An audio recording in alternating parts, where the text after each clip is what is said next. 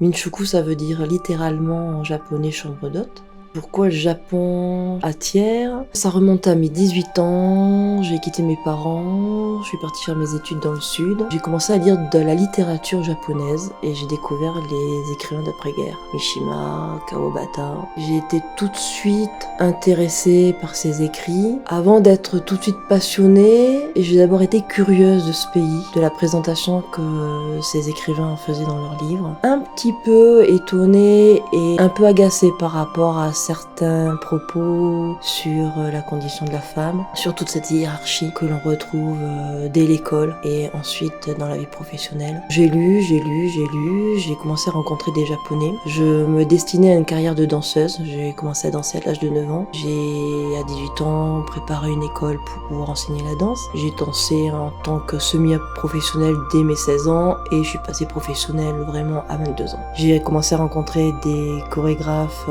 et maître japonais en buto. À l'époque, pendant mes études, j'étais vraiment ouverte à toutes sortes de disciplines en danse, que ce soit le flamenco, le buto, le classique, contemporain, le jazz, voilà, j'ai un peu tout essayé. Et je me suis dirigée vers la danse contemporaine. Je suis rentrée à Paris, dans un centre chorégraphique national. Et à 27 ans, j'ai décidé de passer le cap et de monter ma propre compagnie, parce que je me sentais pas tellement interprète, mais plutôt créative. J'étais créative et j'avais besoin d'écrire ma propre danse pour ne pas m'ennuyer et pour me réveiller le matin en me disant aujourd'hui je vais passer une super journée parce que ce que je vais faire, je le veux vraiment. Personne ne me l'impose, voilà, c'est venu de ça. J'ai quitté mes parents à 18 ans, j'ai très rapidement acheté mes tatamis, un futon. Je ménageais beaucoup mais j'avais au moins ça qui me suivait tout le temps. Je vivais au sol, sur une table, vraiment la japonaise. Donc j'étais danseuse, donc c'était très facile pour moi parce que j'étais sur le sol tout le temps. Puis quand j'étais petite, je me disais que j'avais plus tard que j'allais certainement avoir une grande maison avec plein de chambres et que j'aurais une chambre sur un thème différent qui représenterait un pays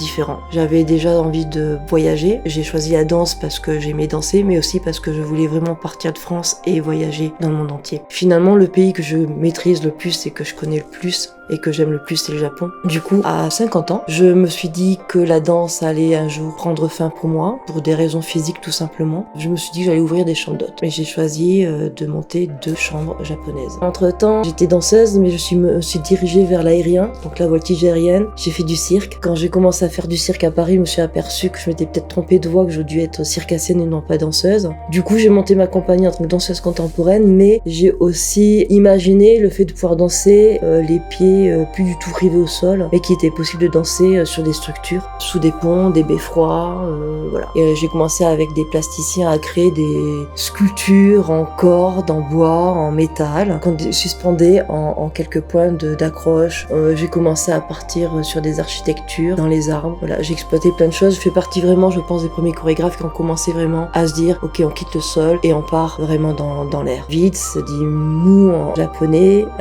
U, et il existe tout un concept autour du vide au Japon, dans la vie quotidienne, dans le haïku, dans l'écriture, dans la musique, dans la peinture, voilà. Le vide, c'est quelque chose de très très important. Là, donc, quelque part, j'ai retrouvé un lien. Minchuku existe à Thiers, c'est un truc un peu improbable. J'ai suivi mon compagnon qui a décidé de s'installer à Thiers, je suis venue avec lui. Il se trouve que notre maison, qui est une ancienne tannerie, ensuite ancienne coutellerie, se trouve au milieu de la rivière et que l'eau court tout autour de la maison. On est sur une île. En hiver et à l'automne, on a vraiment ce privilège d'avoir l'eau qui court tout autour. On est dans une ambiance hyper japonisante, de cette fraîcheur, de cette humidité, de la mousse qui pousse partout. Ça correspond par hasard complètement à ce que moi je ressens depuis toujours avec ce pays. Donc on n'a pas eu du mal à créer et à réinventer le Japon chez nous. Ça reste une vision d'européenne, parce que je suis pas du tout japonaise. Je pense qu'on a réussi à notre manière à retranscrire ce qu'on peut ressentir quand on va au Japon. Voilà, donc on a 2 chambres, une chambre qui s'appelle Niwa, qui veut dire jardin, puisqu'elle donne sur le jardin, et une chambre qui s'appelle Okawa, qui veut dire rivière, puisqu'elle donne directement sur la rivière. Dans cette chambre, on a dérogé à la règle, parce qu'on a monté le lit sur une estrade pour les gens qui ont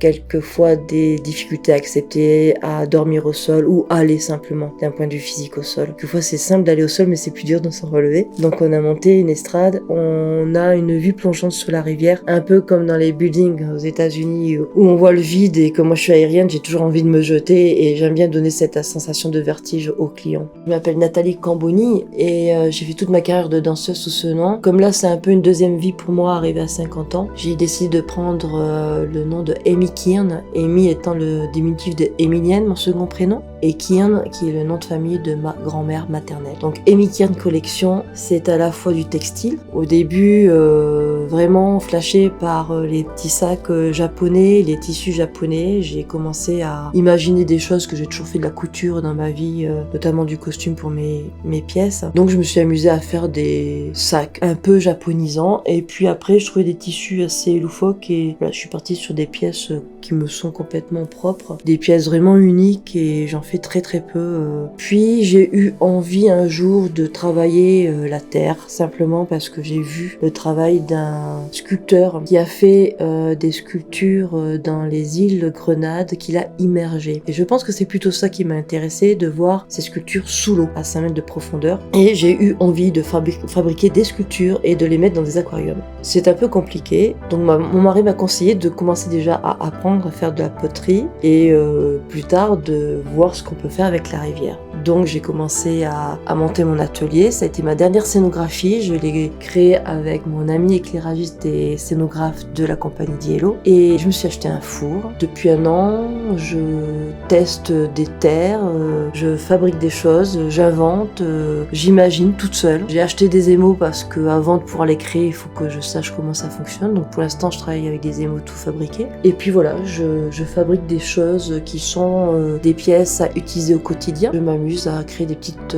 sculptures, des petites boîtes que j'immerge dans ma rivière, et ces pièces se confondent avec les pierres. Les émaux prennent quelquefois des couleurs de mousse d'or, et voilà, je rejoins le Japon, la roche, la nature, la mousse, et voilà, c'est pas toujours voulu, et voilà, ça me plaît bien, ça fonctionne bien. Le côté super agréable de ce projet, pour moi, comme dans tous les projets, c'est imaginer le projet, le créer de toutes pièces et le diffuser, et se confronter au regard du public. Ça, c'est en danse. Pour Minchuku, c'était pareil. Trouver l'idée d'avoir envie de faire des chambres japonaises, et donc avec mon compagnon, nous avons tous les deux créé ces 2 chambres et ce salon du début à la fin. On part d'un lieu que l'on rénove, donc on est obligé de faire avec l'existant, c'est-à-dire il y a des murs qu'on peut pas déplacer. C'est une ancienne coutellerie, les murs font quelquefois 1 mètre. Donc dans une pièce, celle qui donne sur le jardin, par exemple, on a vraiment suivi le schéma d'un point de vue technique japonais, qui veut qu'on compte pas en métrage mais en tatami. Donc on a d'abord acheté les tatamis, on les a posés et on a monté la cloison autour. Dans la deuxième pièce, on n'a pas eu le choix, on a fait en fonction, on a mis des tatamis, et ce qui nous restait d'angles un peu étranges, on les a remplis en bois pour faire une jonction entre le tatami